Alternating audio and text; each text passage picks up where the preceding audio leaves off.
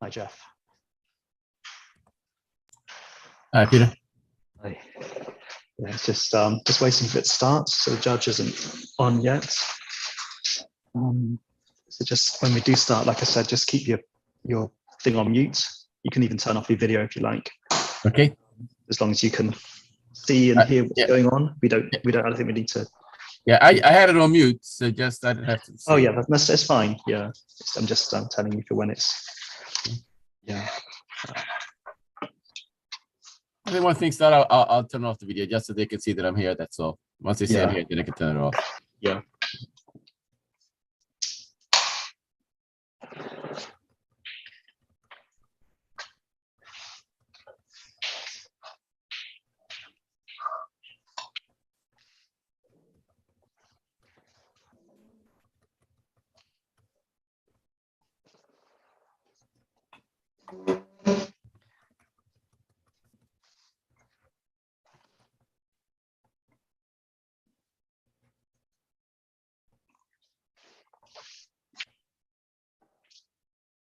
Good afternoon, everyone.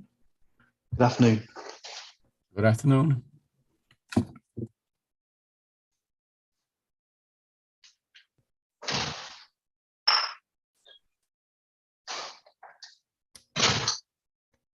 Good afternoon.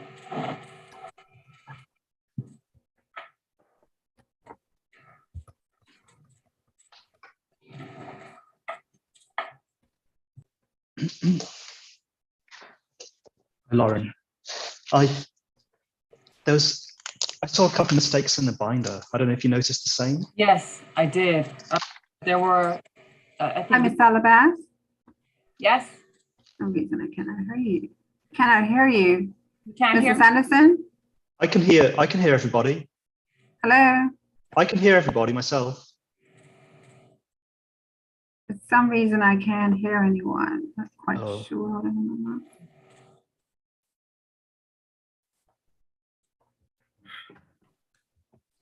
Yeah, sorry, Yeah, Lauren. there Yeah, was the thing I noticed was board recommendation in the appeal.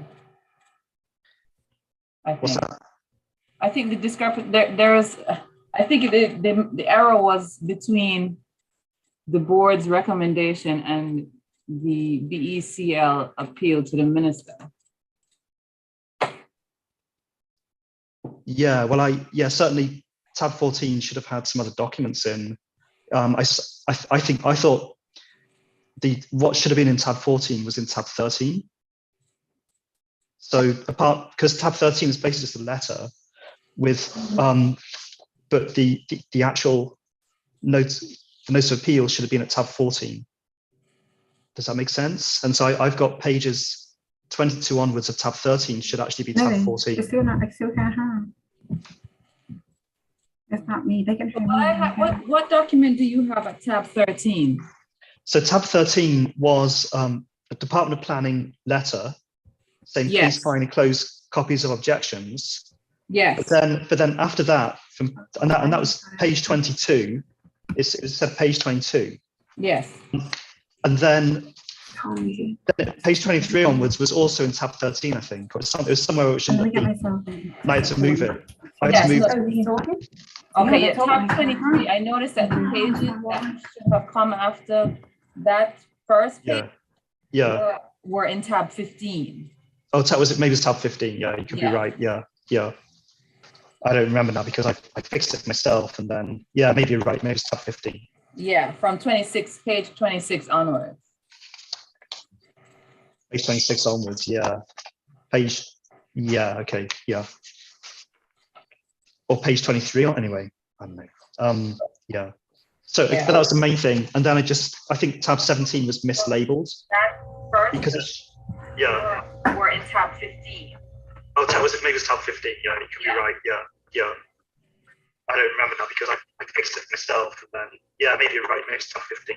Yeah, from page 26 onward.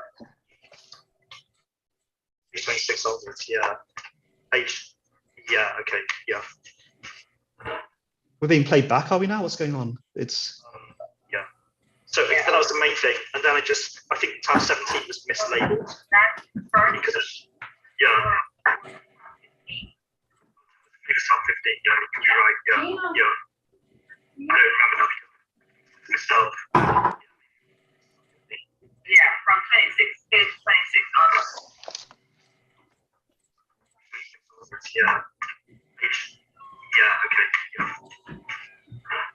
We're being played back, are we now? What's going on? It's So I guess that was the main thing, and then I think tab 17 was mislabeled because it's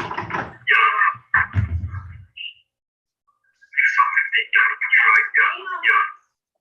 I don't remember that myself. Yeah, from page 26 onwards. Yeah. Okay. Sorry for the delay. Being played back, are we now? What's going on? You've got us on a loop somehow. You've got a loop going. It's playing something back. 1 minute.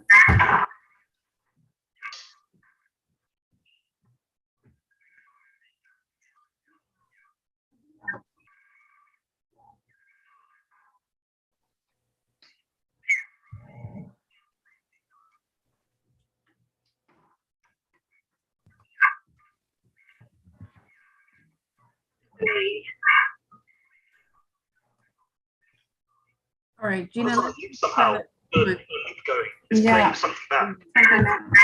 can everyone else mute their audio, please?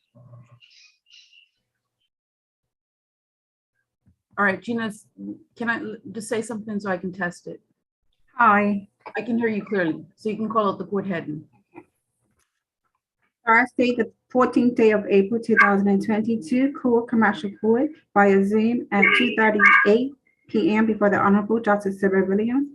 Appellate Jurisdiction 2019, number 29. It's playing something back. Jeffrey Stirling versus the Minister of Home Affairs. Mr. Anderson, Mr. Sanderson for the appellant, Ms. Salabas for the respondent. Can I just say something so I can test it?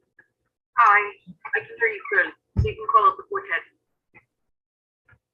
Thursday, the 14th day of April, 2022, Court Commercial Court via Zoom at 2:38 p.m. before the Honorable Justice. All right, good afternoon, everyone. Obviously, we're having some difficulty from the courtroom, but we may be able to proceed. It just depends on whether or not the court smart is properly able to pick up the hearing. I just want some confirmation from the court associate. So I'm going to just stand this matter down just briefly and reappear by video when I have a confirmed position. All right, thank you.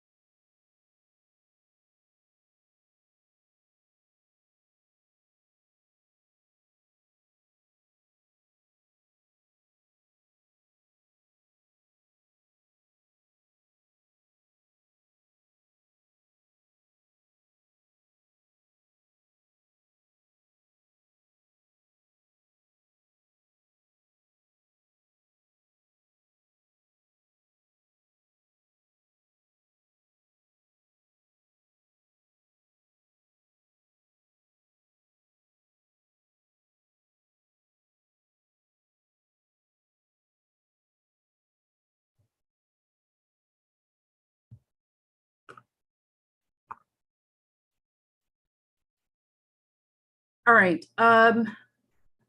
I have suggested that the court associate just remains on mute. The thumbs up sign that she just gave to us, that signal means that the court smart is properly picking up on the audio. And it may be that we have no difficulties in our exchanges between the bench and counsel. So if that's the case, I think we can proceed. If I do detect any sort of ice echoing or anything like that, then I'm afraid it may require us to sign out and sign back in. We'll see.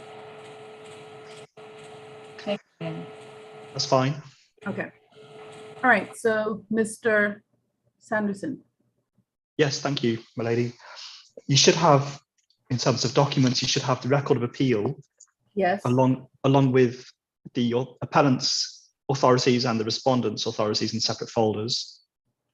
Now, this is something that was raised at the last hearing. I was told that it would be a black binder, and for some reason, the black binder seems to have been in the form of a record of appeal only. I don't have the respondent's authorities if it's a separate black binder from your authorities, which is in a white Bismarck binder. Oh, yeah. Well, I've got the respondent's authorities, which it is I don't black. have that. It says it's filed on the 4th of April. My friend can probably confirm, but it's timestamped, so the court, I hope, would have a. No, There should be one. I can recall on the last appearance being told, I think I might have seen that in my note, that they were previously filed. Let's see, record filed 2nd July by the AG's chambers in a black binder. All right, no, I don't see anything about the respondent's authorities. Yes, my lady. The authorities hadn't been filed then. They were filed pursuant to the order you made on that day. Oh, yes, okay. So yes, as my friend said, I do have a timestamp here for the 4th of April at 1:31 p.m. All right. I'm not sure. Okay.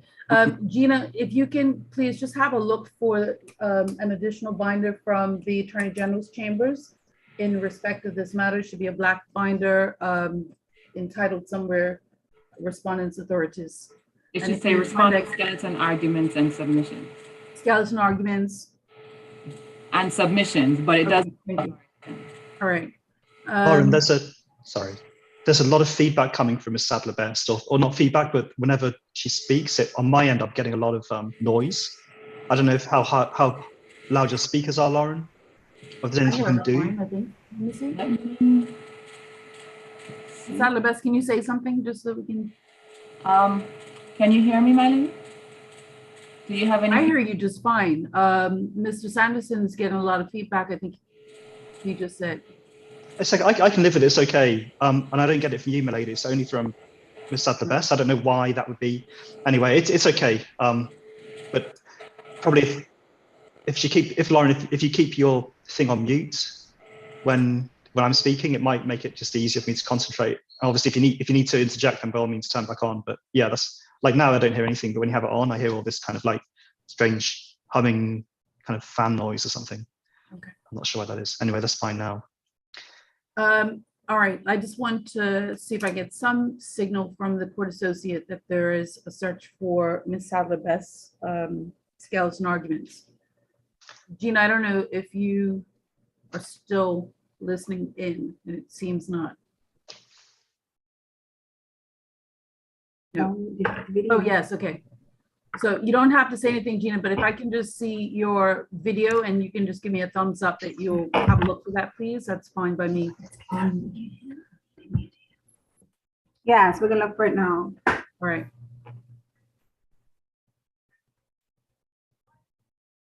Okay.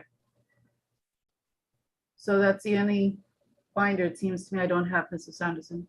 Okay. Well, I guess maybe you don't need it right now anyway, but if it maybe can be found before it's the respondent's turn. And then just there's a couple of issues, just go over the record of appeal. I think there may have been a couple of items in there which were put in the wrong tab or something when it's prepared by the respondent. So I'll tell you the one that I noticed, and you can check for yourself. You might want to move some documents just so that everything is to avoid confusion. Like, for example, tab 14 is supposed to be the notice of appeal to the minister and submissions. So it's the appeal to the minister. In my binder, it wasn't in tab 14. It was actually in, I forget actually if it was in tab 13 or tab 15. Tab 15 apparently, but it's pages 23 or 26 onwards of tab 15, my friend says. Should actually be in tab My 14. tab because- 15 starts from page 24, and it starts with a letter from the Department of Planning Development Applications Board Yeah. dated the 19th of December, 2018. And then behind that, from page, starting page 26, so you've got page 24 and 25, then 26 onwards, should actually, from page 26, I think up until page 42, should be taken out and put into tab 13 behind page 23, behind Why wasn't page, just someone sent to report to just do all of this? This is. All right. Tab, so okay. yeah, I couldn't know if it was just mine or anybody else's. It's just something I spotted. So in page mine. 26 through to 42. Should be, yeah, should be moved into tab 14 All right. behind page 23 and tab 14. That's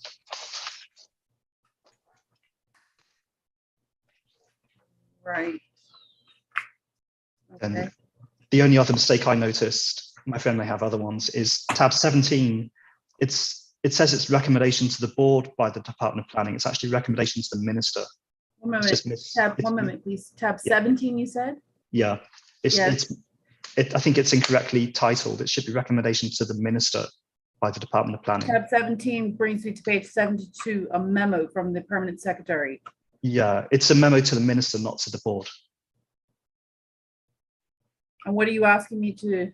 I'm just noting that it's not a recommendation to the minister, to the board. It's a recommendation to the minister.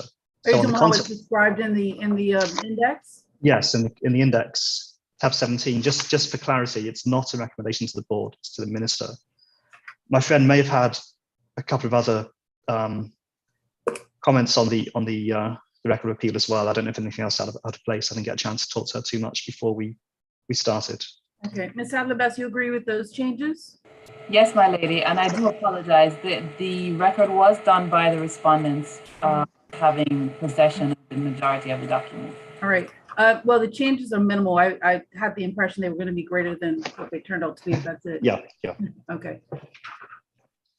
Right. So Milady, I'll take you to my submissions, and so this is an appeal by Mr. Stirling against the respondent, the minister's dismissal of his appeal to the minister, and it all concerns approval of planning permission at Lot 8, Hallett Crescent, Pembroke Parish.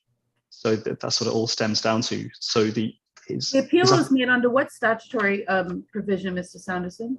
Well, it's made under the Development and Planning Act. I don't have the exact section to hand, but I can give that to you in a little bit. But it's there's an appeal. That's the first thing I would want to see. Yes, it's under the I will give that to you. But under the Development and Planning Act, there is an appeal against decisions of the Minister of the Court on points of law. So I will find that in a second, and I will give you the actual section. And then there are also rules, because it doesn't come under the, well, it does, but there's specific rules governing appeals to the court outside of the normal Supreme Court rules. Do I have the rules as well, or I don't have the act and I don't have the rules? Is that the position? That may be the case. That may be the case. I can pull it up on my screen. I just want to. That's the first thing I would look at. It's not. It's not, I think it's not included in the binders, but it's not included in the binders. No. All right, give me a moment. I'll pull it up. Yeah.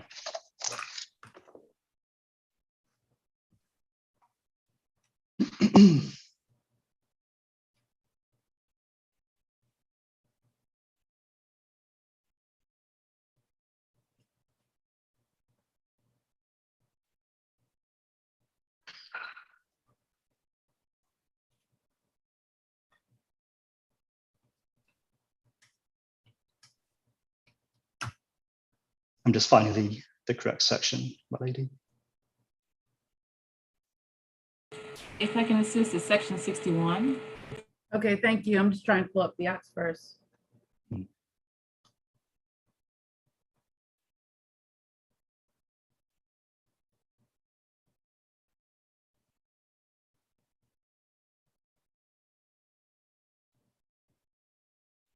So this is Development and Planning Base Lands Act 1996, No, this is the Development and Planning Act 1974. 1974, let's see.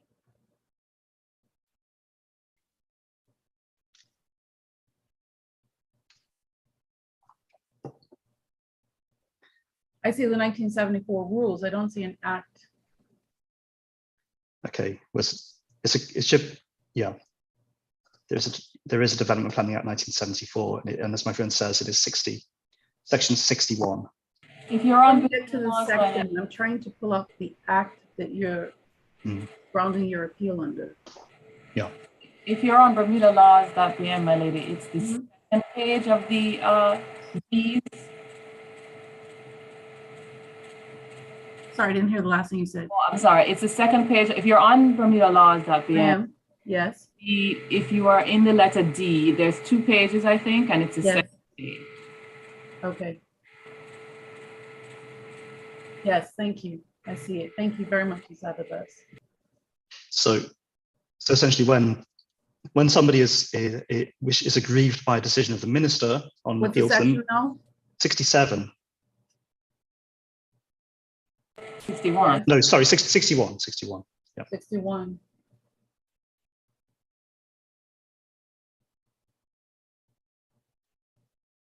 Yes. So section appeals to the Supreme Court, and it says the director or any party to proceedings before the board. So Mr. Stirling is a party to proceedings before the board, which have been the subjects of an appeal under section 57, which they have. Section 57 is appeals to the minister. May who is aggrieved by the decision or direction of the minister in the matter may appeal to the Supreme Court on a point of law within 21 days or such longer period as the Supreme Court may allow. So Mr. Stirling appeals on that basis. It's an appeal on a point of law.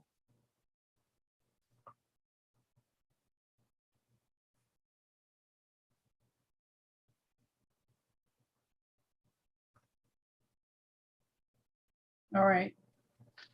So that's the basis of your powers to hear the appeal. Okay. And Section anything under the rules that I need to be aware of while we're just. Well, there's nothing that I need to draw your attention to at this point. Okay. The rules are fairly straightforward in terms of times and everything else. Okay.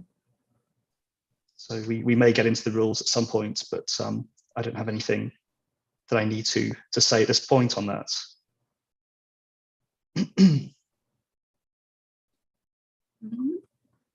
So And your notice of appeal is. the notice of appeal is at.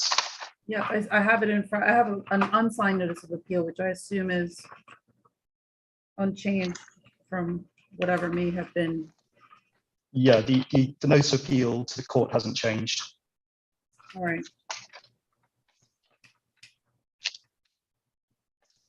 Okay. So it concerns the permission of a lot at lot 8 Hallett Crescent, and a number of grounds we put forward. Before I get to the grounds, I'll just point out, I mean, why this has become an issue of some controversy. Why there is a dispute between the parties, and probably the easiest way to illustrate it is if I can take you to the record of appeal, tab 16. Which concerns decision of the board, but it annexes certain documents relating to the application, and pages 57 to 59 of tab 16. And I'll first take you to page 57. Sorry, 1 minute. What's that?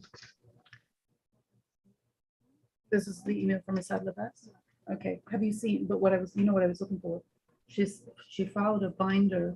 Sorry, Ms. Adlabas, your binder was filed on the 4th of April, you said? 4th of April, yes, ma'am. 4th of April. And it says skeleton argument or something like Turning Chambers in it. It's that binder I need. Thank you. So this is it's an unusual loss of land, my lady. It's Yeah. it's not similar to most other lots of land. The reason for that is if you look at page 57, I don't know if you.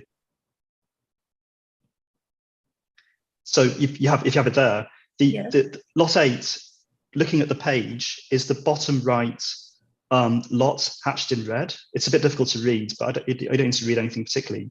But there's one of the lots there. It's got a yellow road below it, and it's got a green road to the right of it. And so lot 8 is that corner lot there. Do you see it? Can you just put it on the screen? Are you able to share a screen, or you don't have it electronically? But Otherwise, I don't have it that way. But actually, if I do this, yes, that will help. I just want to make sure I'm looking at the same and thing it's as Laura.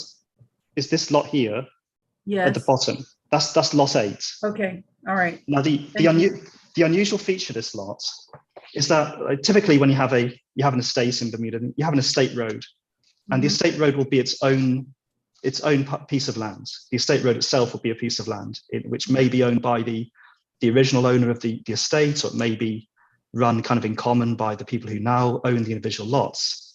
For this particular lot, all those green roads that you see that branch off are part of lot 8. They're part of it. Legally, they're part of that lot.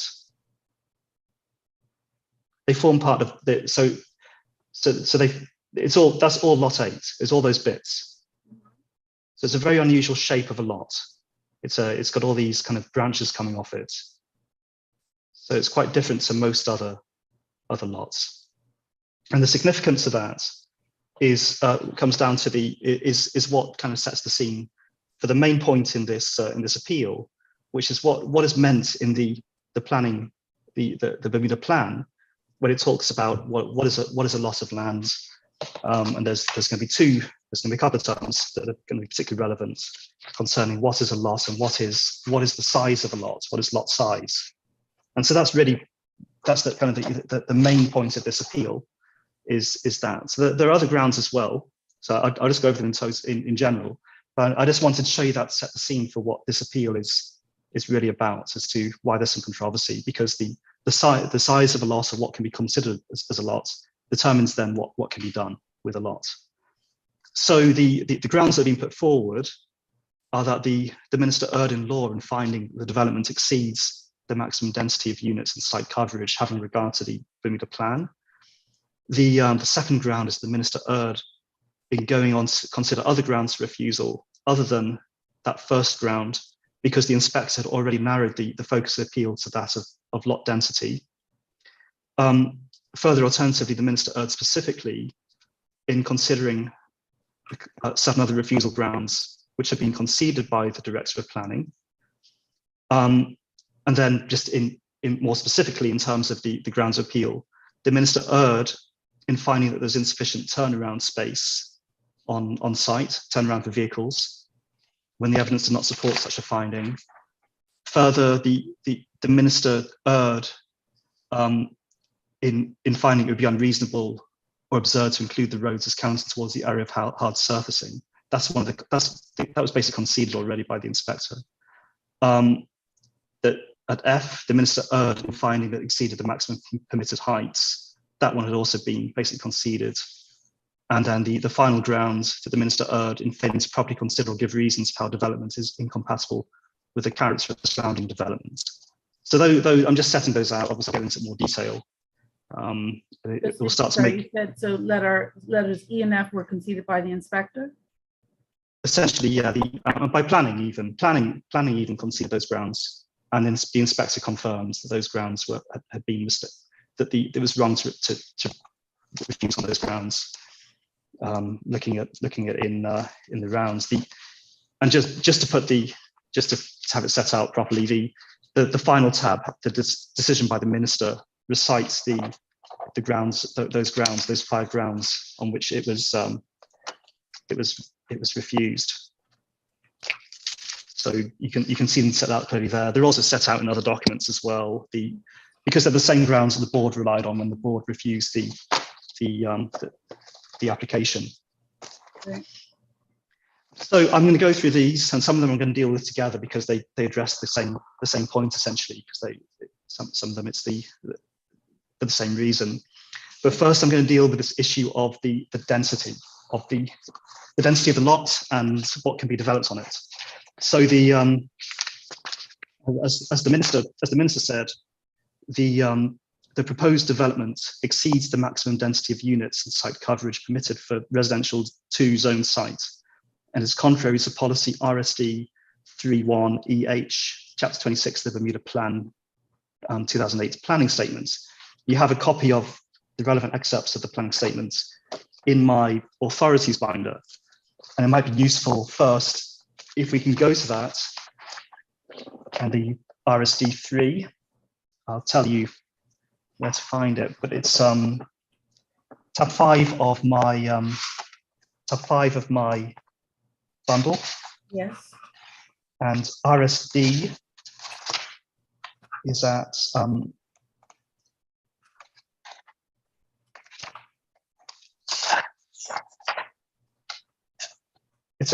starts at page 149. If you flick forwards, it's all, the pages aren't sequential, but they are in order. They follow like large from small. So it starts at page 149, chapter 26. Yes. And if you flick over to page 151, you'll see the RSD 3. So this is about residential zoning. You've got, I don't know how familiar I'm a lady, but there's 2 types of residential zoning. One, if you have a look at the planning maps, you've got residential 1, which is a kind of a reddish color. And you've got residential 2, which is a lighter color, a more peachy color. And this particular lot is residential 2. But if you, and I'll just read to you what it says. So what does it require? So RSD 3, subsection 1, the following forms of residential development may be permitted in those areas designated residential 1 and residential 2 in accordance with the following provisions. And then if you go down to the Res 2, you've got Res 1 first, Res 2. So Res 2. Colors that you're referring to are in the document that you're referring me to know? When you Yes. said reddish and peaches, mine's is in black and white. So I. Oh no. I'm just saying by illustration. I don't know if you ever looked at planning maps. Each zone has a different color. You've got Res 1, you've got Res 2, you've got commercial, you've got industrial, you've got rural, Right. you've got open space, and they all have a different color. But if you're not familiar, it's okay. I just trying to peg it to something you might be familiar with. But no, I don't think we have those maps in here. I was just trying to, maybe if you were familiar, just to kind of set the scene. But if you go down there, at the bottom there of page 151, you see there the requirements for Res 2 developments. Yes. So you see there, E, it has the maximum density. And that's a defined term, but for now, the maximum density in Res 2, you can have 6 dwelling units per acre. So for every acre of land, you can have 6 dwelling units. Okay, so that's one part of it. And then the second part of it is depending on the development type, and for here we'll go to apartment house because that's what we're dealing with. This is an apartment house development. Then you look at, in order to have an apartment houses on a site, you need to have a minimum lot size of 18,000 square feet. Okay, so you can have 6 units per acre, and for apartment house you need 18,000 square feet. And the maximum site coverage you can have for apartment houses is 20% of the site coverage. Okay. Okay, so that's the key thing there. And what I'll say, my lady, is that for this development, I don't think there's a dispute that it complies with the minimum lot size. There's no issue there. The development that's been proposed complies with the 20% site coverage and complies with the minimum lot size. That's not an issue. The issue is that planning is saying that it has more than 6 dwelling units per acre, whereas we say it doesn't. And this is when Sorry, repeat that, please. Planning is saying that this particular development has more than 6 dwelling units per acre. Okay. So they're saying it violates maximum density. That's planning's reason why it got refused. It's too dense. It exceeds the maximum density of 6 dwelling units per acre. And we say no, it doesn't. It doesn't exceed that. And it's a legal question because it comes down to the definition of maximum density. Right. Which I'll get onto in a second. And before I do, I mean, let's just talk a little bit about what is a lot of land, and what do you typically find on it? So, so let's, if you imagine a lot of land, a piece of land that can be built on, okay? Now, on that lot of land, it's quite often the case, it's not simply a kind of a plain old piece of land which can be entirely developed. It's quite normal that on a lot of land, you might find some conservation zoning. You might find that you've got a particular segment of the lot that's got woods on it. That can't be touched. That's undevelopable land, it's conservation zone. Or it could be agricultural reserve. So again, you can have land which is zoned as residential, but a particular part of the land is protected as agricultural reserve. And again, despite it being residential zoning, the part of it that is agricultural, again, you can't touch that part of it. You can also have a piece of land where it has an easement running over it. So you can have you've got your land here, but on the edge of your land, there's the estate road that's part of it, and that easement is part of your lot. But again, obviously you can't develop it because you can't block an easement, you can't block a right of way that other people's vehicles and pedestrians use. That's not developable, but it's still part of the lot. If you follow me, it's still part of the lot, and that's really what this comes down to in this case is what do you count as being the lot? What is the lot in terms of that 6 dwelling units per acre? Now, of course, bear in mind, you've also got the second part of it, which is the minimum lot size, which says that you can't build on, so let's say you got a big, let's say you got a 3/4 acre plot of land. And let's say that half of it is zoned as conservation. So you can't build on that half of it, but you can build on the other half. Now, what you look at is the minimum lot size for the other half in terms of the development type. You need to have a particular amount for that. But that's a different question to the maximum density. For the maximum density, generally, you're still allowed to include the conservation land as part of the question, as part of what is density. That's the typical position is that even though half the site might be zoned as conservation, or might be zoned as agricultural, it might be an easement, you still get to include it as part of your, for the purposes of establishing maximum density. That's allowed, and that's the normal practice. But in respect of Mr. Stirling, planning has not applied that definition. Instead, they're trying to say that he shouldn't be allowed to rely on the same definition that everyone else relies on. And I'll get on to what those definitions are in a second. So they're trying to say, and admittedly, Mr. Stirling's lot is unusual because it does include these bits of state road as part of the lot. I admit that's an unusual shape, but what we're concerned with here is what do the policies say? How are they defined?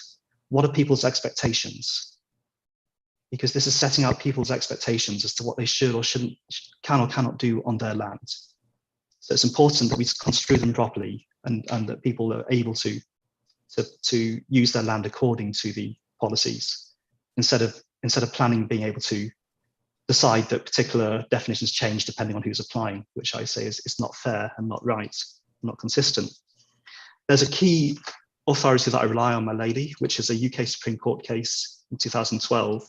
It's in the binder, but really I just rely on it for this principle that I've included in my skeleton at 3.4. So the principle that I have, and this concerns UK development plans, and I submit that it's really they're analogous to what we're contending with here. The Bermuda Plan is a statutory plan. It's codified from the Planning Act itself, and this sets out in Bermuda what these things in the UK are doing with. So the UK Supreme Court said, paragraph 18. So what case is this? Tesco Stores Limited and Dundee Tesco, City okay. Council. I put the relevant excerpts in my skeleton anyway. I see the paragraph 18 recited in your submissions. Exactly, yeah. Which is yeah, you can just look at that. All right. So the UK Supreme Court said of these types of plans, it said that the development plan is a carefully drafted and considered statement of policy published in order to inform the public of the approach which will be followed by planning authorities in decision making, unless there's good reasons to depart from it. It is intended to guide the behavior of developers and planning authorities. In other areas of administrative law, the policies which it sets out are designed to secure consistency and direction in the exercise of discretionary powers. while allowing a measure of flexibility to be retained. Those considerations point away from the view that the meaning of the plan is in principle a matter which each planning authority is entitled to determine from time to time as it pleases within the limits of rationality. On the contrary, these considerations suggest that in principle, in this area of public administration as in others, policy statements should be interpreted objectively in accordance with the language used, read always in its proper context. So they're saying, so that's stating out a clear principle that there should be a consistent approach to plans based on the language used in those plans. And because if you don't interpret it fairly and consistently, then people no longer know what they can and can't do, and it creates also potential to create all sorts of grievances regarding certain people being treated favorably compared to others. The Bermuda Plan uses very carefully defined terms. It has a whole chapter of the Bermuda Plan is devoted to definitions, which extends to 14 pages. There's 14 pages worth of definitions here. So this is a very carefully defined document. It's not one of those documents where we have to puzzle as to what all these terms mean.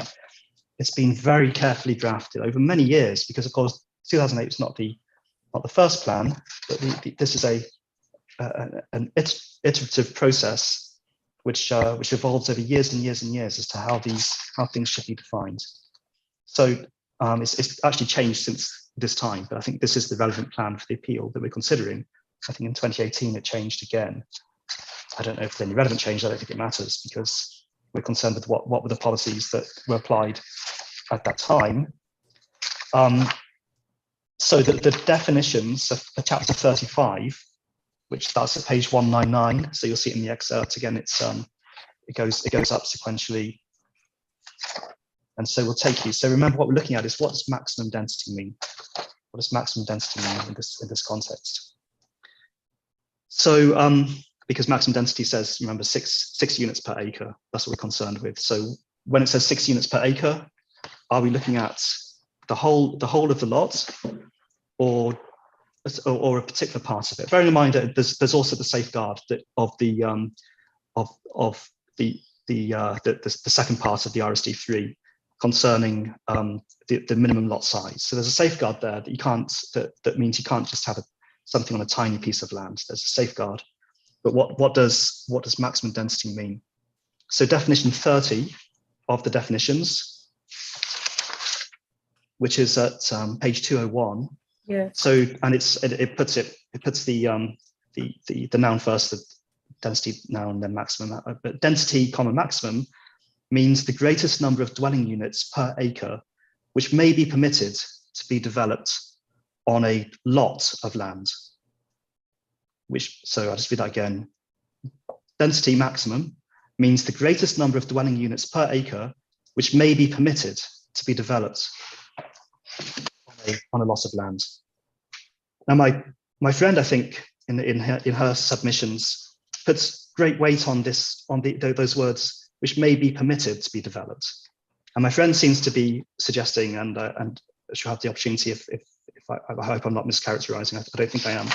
My friend seems to be suggesting those words may be permitted means that ultimately the board has a greater consideration, basically to consider all sorts of other things as to what they may permit.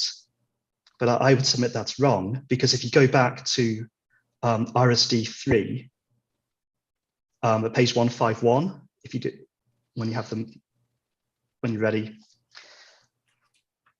So if you might keep your finger in the other part. I have the mark, yes. Yeah. So if going back to RSD3, when it uses the word may be permitted in the definitions part, it simply mirrors RSD3. It says the following forms of residential development may be permitted in these areas. So when the definition uses the word may be permitted, it means may be permitted according to the relevant policy. In this case, RSD3. So may be permitted just means may be permitted as per whichever policy you're looking at. So in this case, it means, so RSD3 sets out what may be permitted. It's not empowering the board to permit whatever it feels like outside of the scope of this. It's simply saying, it's simply referring to the language. It means may be permitted according to the policy, it doesn't mean may be permitted by the board.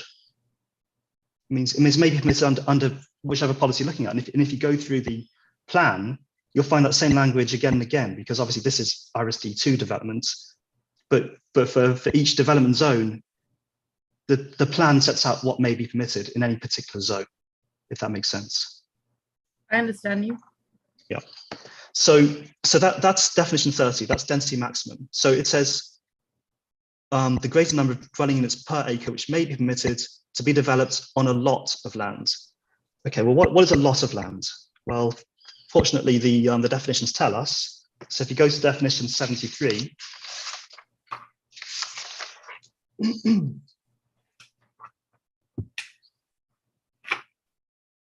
which is just a couple of pages over, definition 73. Yes, I see it.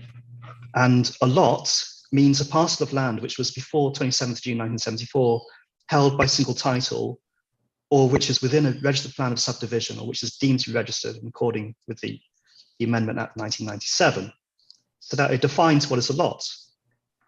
In Mr. Stirling's case, his lot is the unusual shape that I showed you at the beginning. That's his lot. There are other things. There's also a definition of lot size immediately below that one, which not immediately below, sorry, 75, just two below it. Lot size means the area of a lot, which is calculated by excluding any land used as a road and any land which is used as right of way or easement, or vehicle access to three lots or more, notwithstanding that the subject lot may not gain its access from that right of way. So there's a definition of lot size as well, and so for some parts of the plan and the policies, the lot size would be relevant. For other parts, it's less relevant, because there's a difference between what is meant by lot and what is meant by lot size. So going back to 3, again, we see this reflected. So Yes. again, we're looking at residential 2. So at E, the maximum density, which we now know means the maximum. Sorry about the greatest number of dwelling units per acre which may be permitted to be developed on a lot. That's referring to the whole lot, the whole parcel of land, and it's 6 dwelling units per acre of that lot. Below that, you have the minimum lot size that's required for each development type. And so for apartment houses, you need to have a minimum lot size of 18,000 square feet. For that part of it, you do exclude the roads, or some of them. And we don't have a problem there, because Mr. Stirling's lot complies that definition, regardless of how you look at it. The only issue is the maximum density. We say he does comply with that. He doesn't have more than 6 dwelling units per acre, looking at the lot as a whole, which is consistent with the definitions. But if planning were right, and it actually means lot size, then we would have a problem, because he does have more than 6 dwelling units per acre when it's limited only to the definition of lot size. So that's what this boils down to, really, is that. That particular grounds, so what I say, my lady, is that you can't incorporate the definition of lot size into the maximum density. This is a clear definition. There's no doubt here as to what it means.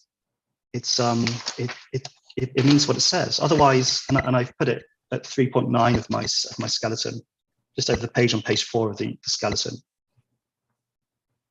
I mean, basically, what the respondent is attempting to do is rewrite the definition of maximum density, and you put it there. What I'm submitting is, if the respondent is right, then Mr. Sanderson, your audio is becoming progressively worse. oh, I have not thought it necessary to interrupt you so far, but it's getting to a point now where. okay. Well, let me. I can fix. I think I can fix that. What I can do. Let me just take off my Bluetooth and just use my my computer. Okay, I can fix that. Just give me a couple of ticks, and I'll just switch to my normal computer sound. That probably will fix it. It might just be that my Just indulge me for a couple of seconds, I'll figure it out.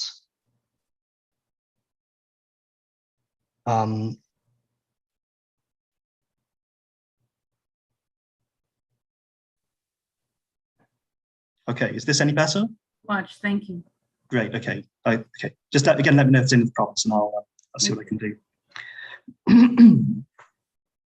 So you'll see that 3.9 of my, you're able to follow me, okay? Well, it wasn't so Yes, bad. You could, yes, yeah. that's fine. Mhm. So 3.9. So I would submit, my lady, that if the respondent were right, essentially what they're saying is that they want to rewrite the definition of maximum density, and I've put there what I'm saying. They would prefer it to be, but it's not. That's not what it is. But so what they're trying to say it would be is the maximum density means the greatest number of dwelling units per acre, which may be permitted to be developed according to the lot size. So they want to change it from meaning on a lot of land, instead say that it should mean according to the lot size. And I'm sorry, but that's not what it says.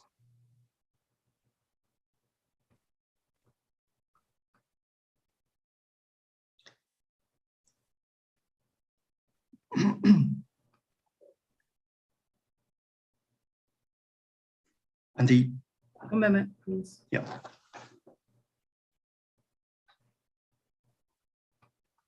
And the, sorry.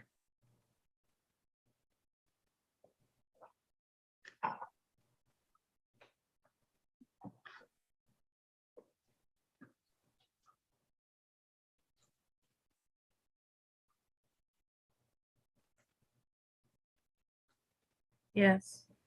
And then the secondary point, which has been developed in my friend's submissions, is this of the question of the wording which may be permitted. But I've addressed to you, my lady, that I would say it's quite clear that that wording in the definition is simply reflecting supposed to reflect what is permitted by the policy in each case. So in this case, what may be permitted by RSD3. RSD3 sets out that you can have 6 dwelling units per acre. That's what may be permitted. It's not attempting to create a much broader discretion for the board than is otherwise set out in the policies. If that were the case, you'd expect the policies to be clear on that point, to set out, notwithstanding anything that may be said in this policy, in this plan, that the board can ignore it if it feels like it. That's not what it says. People have an expectation that the plan will be followed. Land is very valuable, so people have an expectation that it'll be dealt with according to the approved plans. So, and I've given some examples, maybe. You could have a lot which would have a lot of conservation area, whether it's woodland or agricultural reserve, and again, that doesn't affect the lot. If you've got half of your lot is woodland reserve and you can't build on it, you're still entitled to your 6 units per acre, including the conservation zone in that 6 units per acre in the acreage.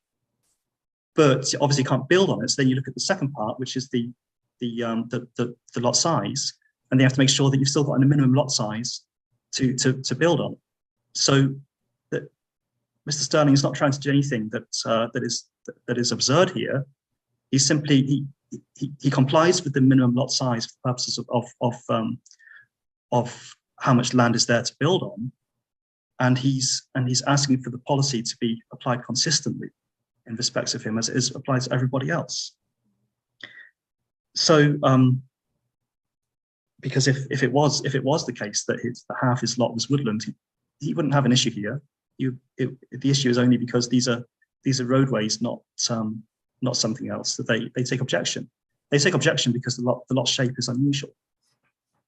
But so what? I mean, sometimes the decision that was made by the minister is my page 4 in the record on the court file. It's the 15th of August, 2019. you're saying page 4? Well, Page- I'm looking at what's been handwritten in terms of Tab. numbering. So I'm not, sorry, I didn't Tab. see it in your binders. So tab, okay, let me hear it in your binders. What's the reference? It's tab. The minister's decision is tab 19. It's the last tab, tab 19.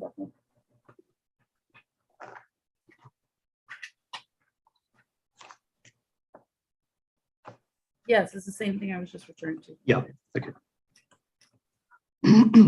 So that's the ground one. Yes, okay. That's fine. The reason for refusal, it says the proposed development exceeds the maximum density of units site coverage permitted for residential 2-zone site, and as such is contrary to policy RSD 3.1.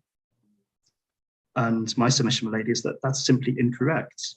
He's using the wrong definition of lot size, of lot and density. If you use the correct definition, it would not exceed it. So that's a major legal error, my lady, which taints the whole decision.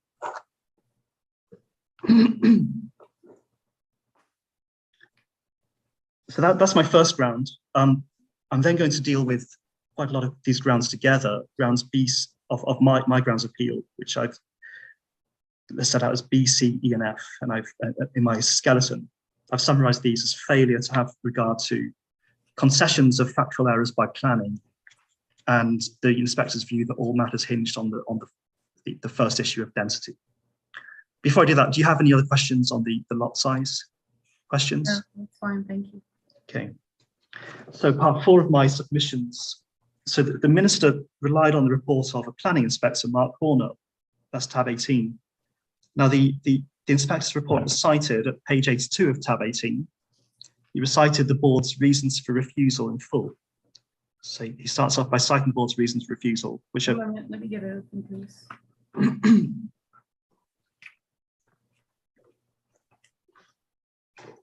All right, I'm in tab 18. I'm just going to get that myself as well. So page To 80, Page 88.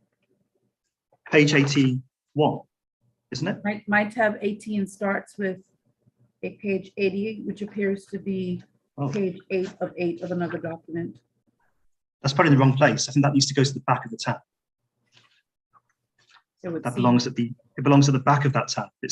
The tab starts at page 81. So if you've got 88 first, it just needs to be Okay. moved.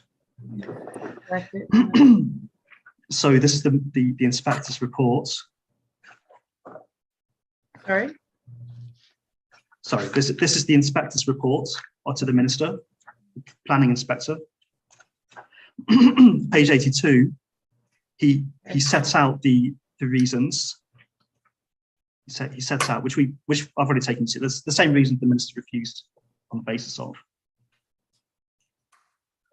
And 83 to 85, he sets out the appellant's appeal grounds to the minister.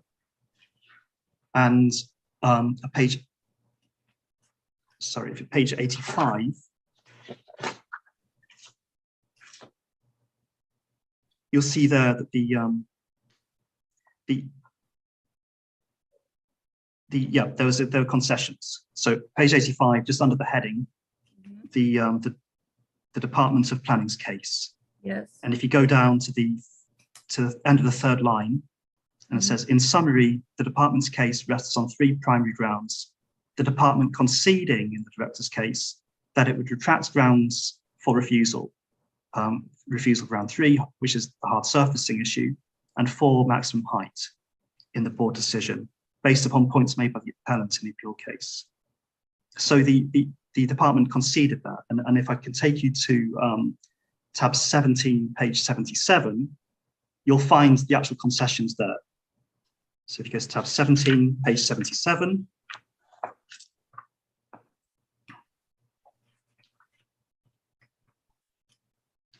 and you'll see there, halfway down it says departmental response. Yes. And it says it is acknowledged the hard surfacing assessment is based on total proposed figure, which includes the existing proposed hard surfacing figures as stated on the DAP1 form. I'll just skip down, but it says the department concedes this figure should have been used as part of the planning assessment for this application and will retract this as a reason for refusal should the appeal be dismissed and the board's decision to refuse be upheld. And then if you go down to the end, to the last departmental response, this concerns the heights. says the Department of Planning concedes the appellant is correct in this case and will retract this as a reason for refusal. So they conceded that there weren't problems with the heights. The heights did not violate the policies or the Bermuda Plan. And they conceded also the area of hard surfacing. Again, there's no violation. Why am I of the plan. concerned with this? Because the minister relied on these as reasons why he should not give permission. So despite these having been conceded as factually wrong by planning, when the minister considered it, he found that these were reasons to refuse. All right, take me The application. to his decision. He does that, please. Yeah, well, it's grounds 3 and 4. If you go to tab 19. Yes. So I have decided to just the second paragraph of his letter. I have decided to support the inspector's recommendation and uphold the board's decision of December 19th, 2018, and refuse the application for the following reasons. Reason number 3, the proposed development exceeds the maximum permitted hard surfacing for the zone site. And flick over to reason 4, the proposed development exceeds the maximum permitted height for Res 2 zone site, will be contrary to policy RSD 11. So despite the planning having conceded these, retracted these as because they were basically, they got it wrong, and the inspector bringing that to the minister's attention, the minister still, I don't know why, and it's significant that this happened. I don't know why it's significant, but he still relied on Argue these. between you and Ms. Sadler-Best, or is this a part? Ms. Sadler-Best, are you intending to respond substantively to this part of the reasons, the minister's reasoning? Yes, my lady. Okay, all right, thank you. Yeah, Yes, it's continue. yeah. So and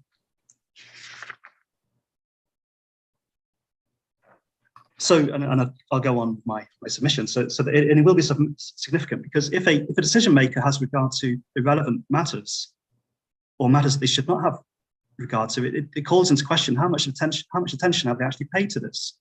Have they properly applied their mind to it? So I'll get onto that in a bit, Millie. But that's it is significant.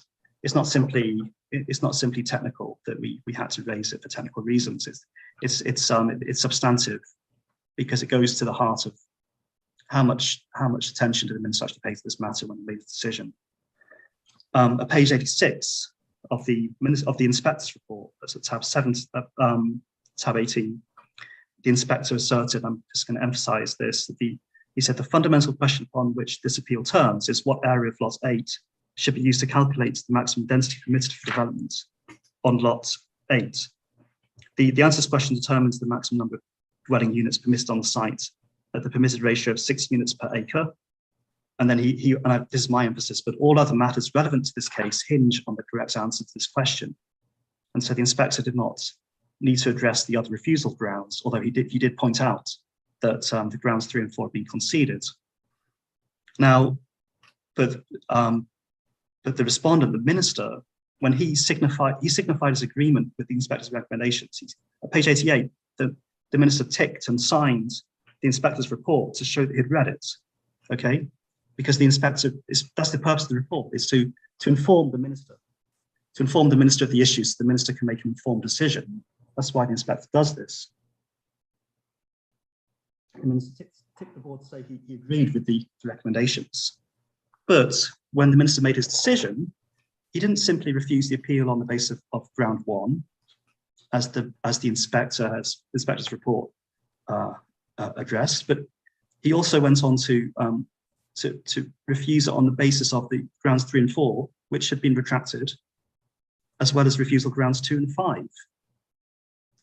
Now, the minister didn't give any reasons to this. Why did he go on to consider 4 other refusal grounds, 2 of which had been conceded, and 2 other of which have been excluded on the basis that everything hinged on ground 1?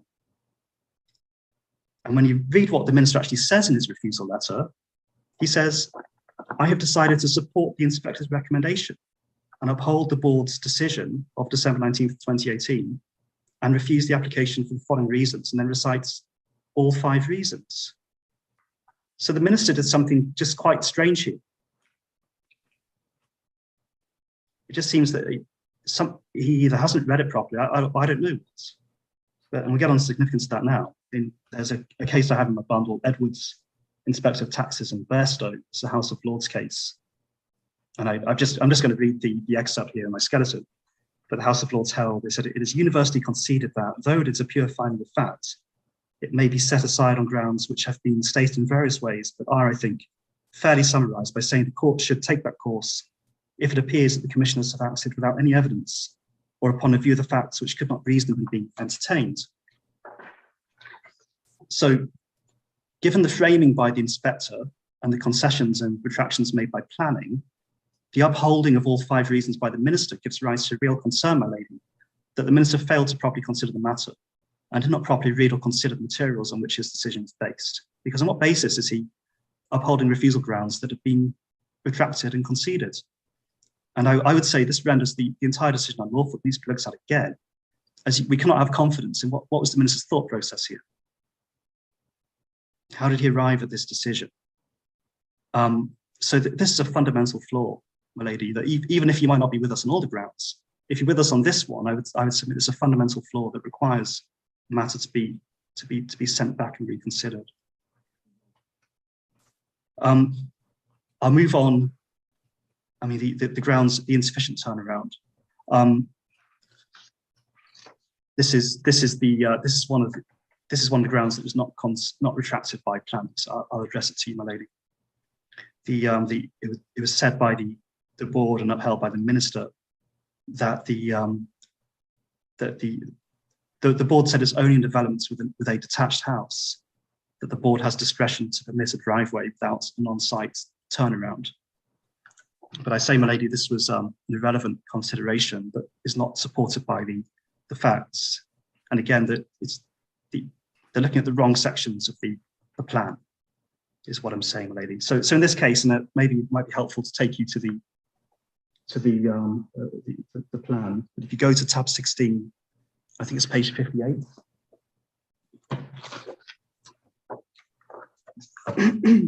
Yes. And I think it's 58, sorry.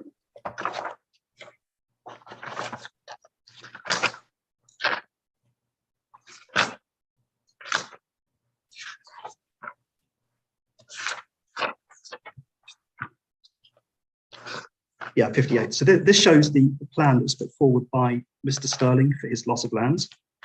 And you'll see there's parking bays. All right, what page am I looking at? You said tab 15. Yeah, tab 16, page 58. Oh, 58, thank you. 58. Yeah. And you can probably see that there's some cars there, a couple of cars. You've got parking bays at the bottom, and you've got other parking bays on the right.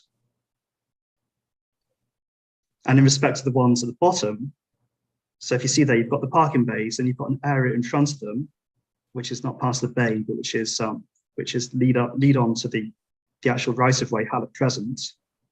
So that's the parking facility for the site, okay?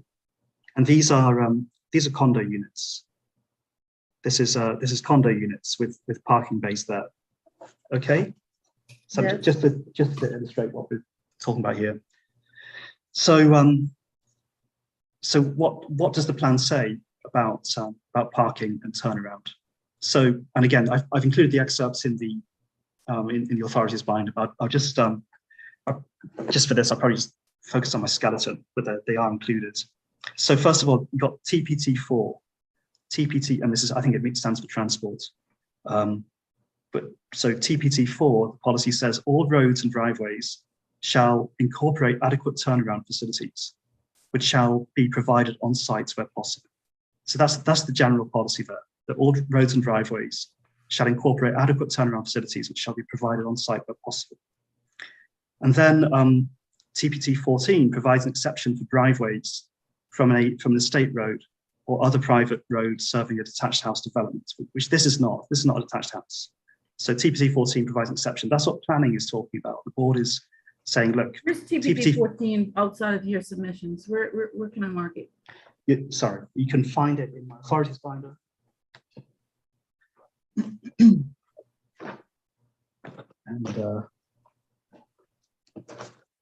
if you go again, it's tab 5, which is where the plan is. The plan is. Is that tab? Tab 5. And it's chapter 11, page 81 onwards, the TPT, transportation and parking. This is a whole. Tab 5. My tab 5 is just a single page, 30th of May, 2018. No, my authority. Oh, in your, oh, I see. Yeah. So, okay, yeah, that's right. And page. So it's page 81 onwards is 81, transportation thank you. and parking. All right. It's chapter 11, and then so you'll see that there. And TPT 14 itself Thank you. is at page 85, which is TPT 14 is a particular policy for driveways to detached houses, which this isn't.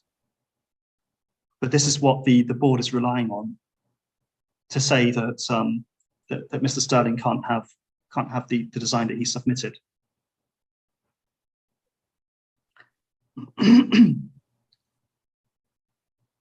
And what I say, my lady, is that those provisions simply do not apply to this development. This development does not feature a driveway. What this development has is parking bays directly off the estate road. It's not. And for here, what we're looking at is TPT 17.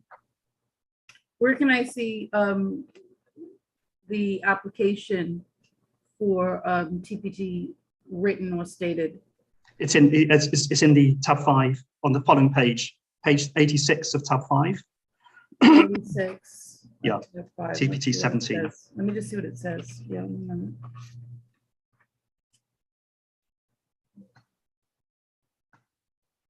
No, that's a rule, but I'm just saying, you're saying it does not apply. Where can I read how? I'm saying TPT 14 doesn't apply. TPT 14 is for TPT 17 does apply. Oh, I see. Okay. Yeah. Thank you. TPT 17 does apply, I say. But so TPT 17 is about parking facilities. It does not specifically provide for on-site turnaround facilities. Okay, thank you. Because what I say, my lady, is that roadside parking bays do not need turnaround. If you're parking on a roadside, you don't need to turn around. You just reverse in and drive out. You're not having to maneuver along a driveway where cars can come into, meet each other halfway up a driveway and be stuck, or having to then back up and all this. It's a very different. A parking bay, roadside parking bay is very different to a driveway, where turnaround is needed to address multiple cars going up and down the same narrow way. It's playing a very different thing. So the minister fell into error in considering an irrelevant matter, because the key question here is, are the parking bays safe? That's the key question for the board to consider. But the board and the minister answered a different question. The question they answered is this an exception to the driveway provisions? They say because it's not a detached house, you can't have an exception. But they're looking at the wrong part of it. This is not a driveway situation. This is a more general parking, loading and access situation. So they're applying the wrong part of the policy and ultimately considering irrelevant matters to answer that point. Again, this needs to be remitted to consider it properly. Considering the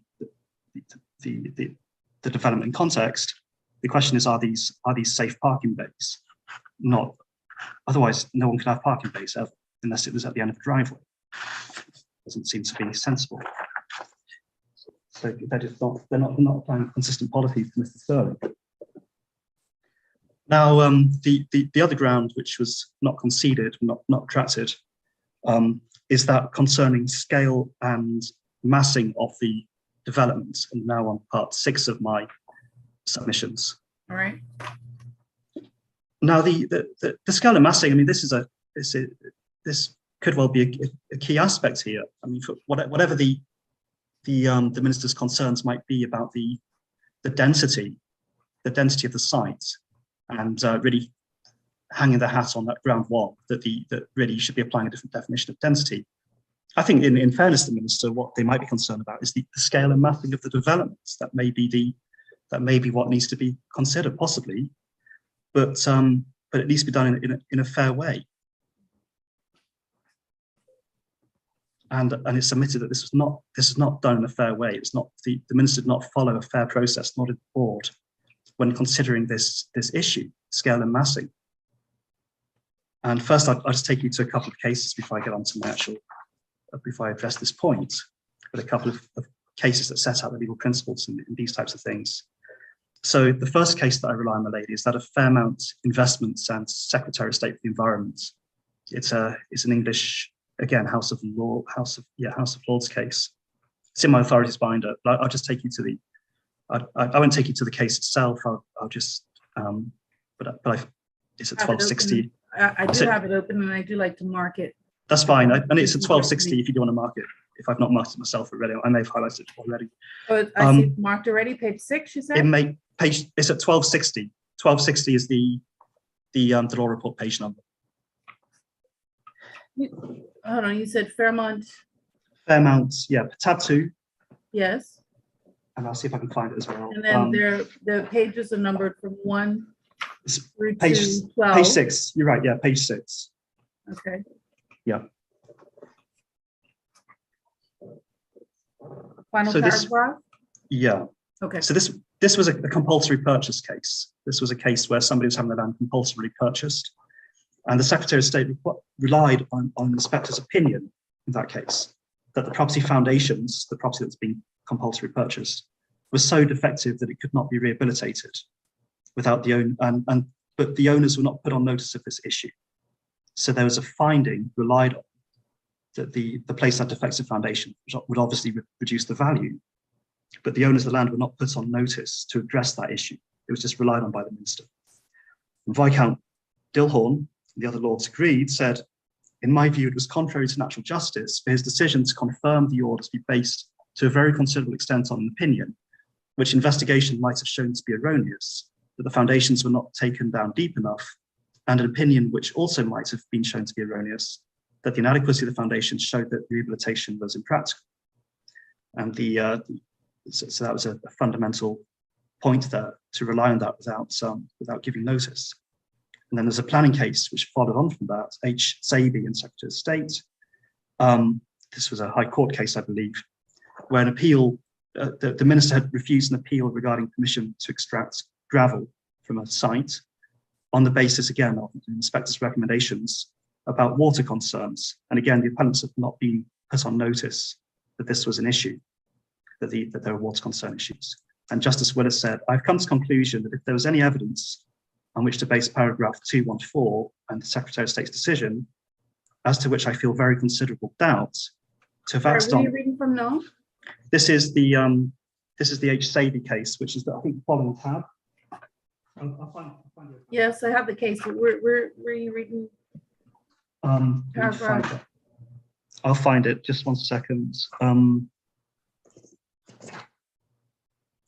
It's, I think, page 5, but it's towards the end, third paragraph up the bottom of page 5. Okay.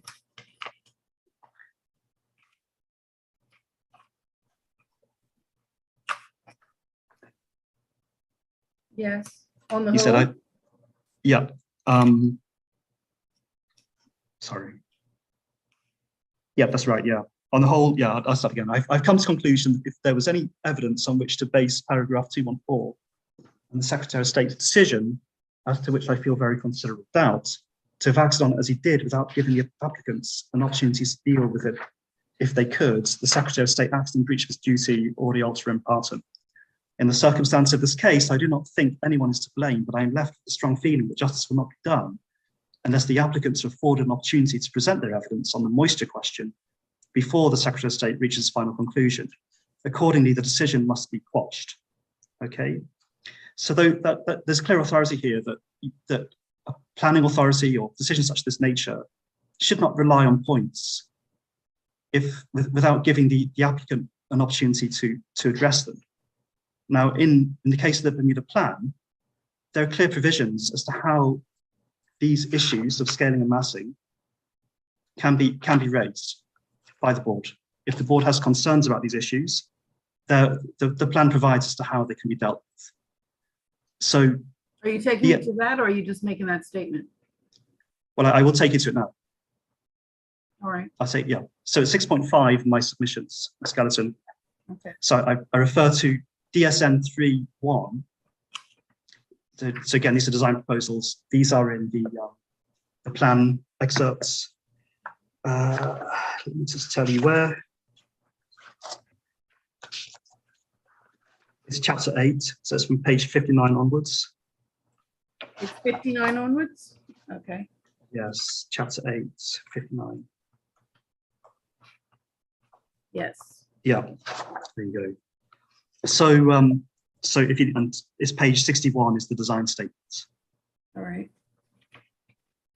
So what this says is that in order to assess the design principles for a proposal, the board may require the submission of a design statement for any of the following.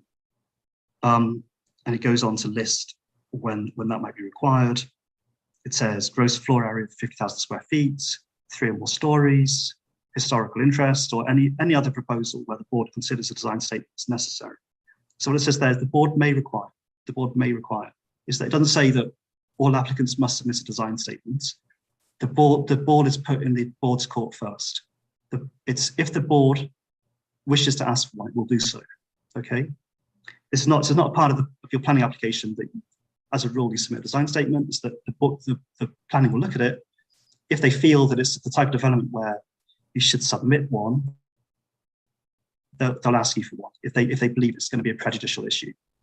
So and if you look at subsection 2 of that of DSM 3. It says the design statement should explain and illustrate the design principles and design concepts for the proposal and should include, but it's not limited, details of the following. And the things there that it can include is how the proposal meets the Bermuda image, which is again, it's another defined term, and other design principles, how the proposal relates to enhance the site, the buildings, this is the key one here, scale, massing, fenestration, as windows, detailing, materials and energy efficiency, landscaping, streets and spaces, views and vistas, accessibility, safety, and security. So this was a development, I think, which may have been 3 stories in places, but in any event, any proposal, they can ask for design statement if they feel it's necessary. This is something that would have been open to the to the board to request, because ultimately they did consider that scale and massing were in issue here. They were concerned about scaling and massing. So as a matter of fairness, in a case where a board is considering refusing development due to concerns of scale and massing, they need to give the applicant an opportunity to address it. And the way that would be addressed would be a design statement to address these concerns so they can be properly considered. Because it could well be that an applicant could put forward a design statement which might satisfy the board to alleviate those concerns. This was an issue that the applicant raised in his appeal to the minister. So at page 28 of his notice of appeal to the minister, he complained about this, that that no design statement had been requested. And the memo from the the memo from the Director of Planning at tab 17, which is where the planning is giving a memo to the minister of what happened in the whole process, page 73 of tab 17, the director acknowledged that no design statement had been requested and stated, I would perhaps suggest a little sniffily, that it would have been prudent for the appellant to have included one, but admitted that none had been requested prior to refusing the development on these grounds. So the director seems to be suggesting, well, that's on the applicant. He should have submitted a design statement, but it's not for the applicant to know. It's not for the applicant to second guess how a board's going to look at something and submit every possible document, every conceivable document that could conceivably be of interest. The process is clearly set out and designed at DSM 3 that the board may require it if they have concerns. It's not, the onus is not on the applicant to provide everything. That would be extremely costly. This Bermuda plan goes on for volumes, and there are many provisions for various things to be provided as and when the board may require. But it is for the board to require it. But the board didn't require it, but they refused him, citing concerns about scale and massing.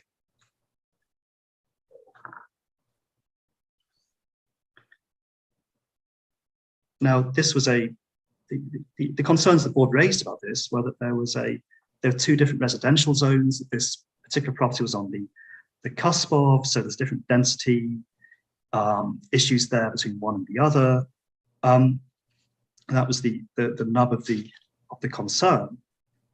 And if the applicant had been given the opportunity to provide a design statement, he could have addressed that particular issue as to what could be done to address it or to mitigate it.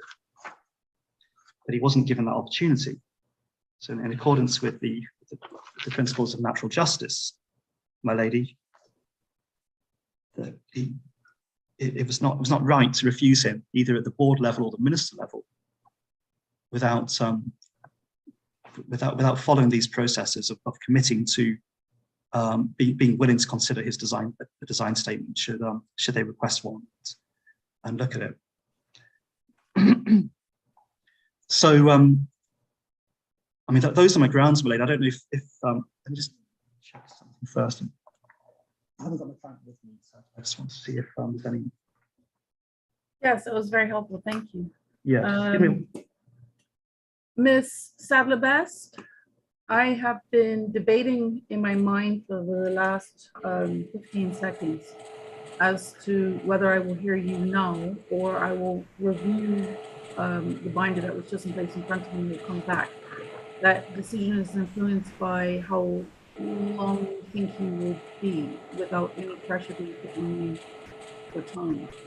Well, Malay, I think that if you do have a moment to look over the submissions, then that might make the on my feet submissions much shorter. Right. And then no doubt there will be a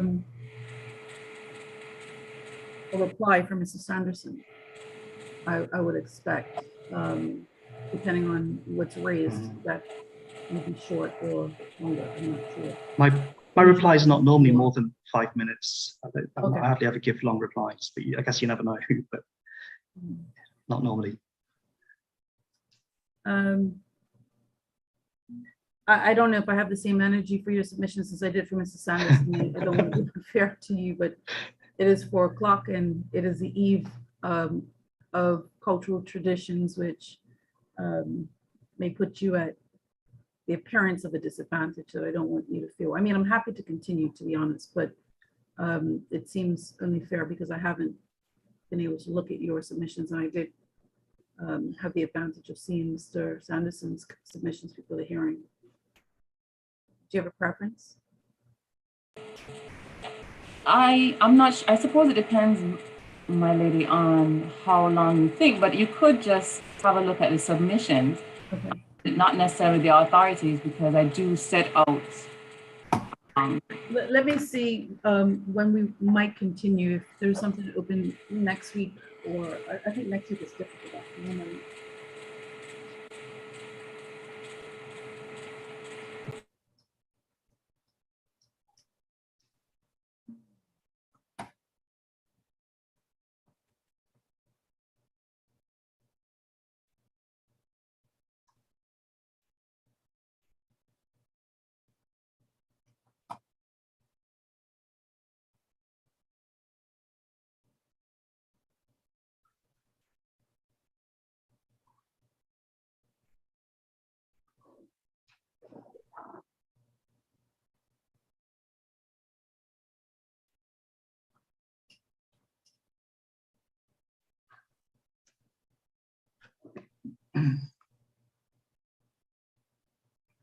All right, if we were to come back next week, it would be next week, Thursday at 2:30. And the only alternative is that I would take a 5-minute restroom break now, and we would run probably past 4:30 this afternoon if we did not adjourn the part heard. I'm more inclined to continue next week, Thursday at 2:30.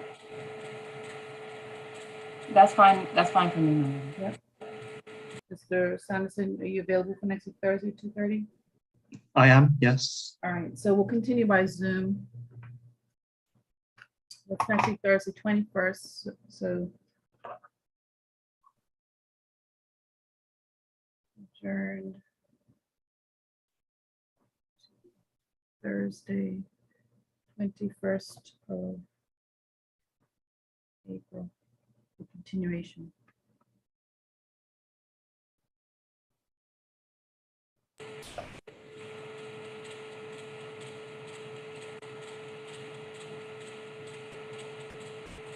All right.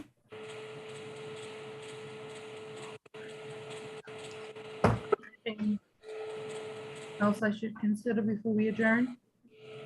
Thank you, Madam. Thank you, that's fine. All right, okay. Thank you and have a Okay. good holiday weekend and we'll see you back on the 21st. You as Okay. well, Madam. Thank you, you too.